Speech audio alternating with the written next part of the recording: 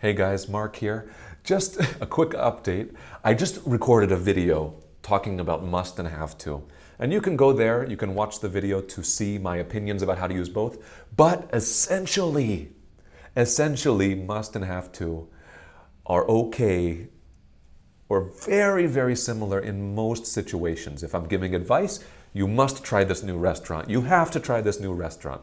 If I'm making a deduction, which is a guess, oh yeah, where is he? Oh, he has to be on the train now. He must be on the train now. Also, both must and have to are fine.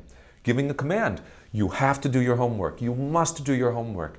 Both have to and must are fine. And then the last one, necessity. If there's something is required of you, like I have to clean my house, Americans usually use have to, but must is also okay. Must is also okay. Oh my gosh, they're both okay. Just be careful. Must and don't have to, completely different.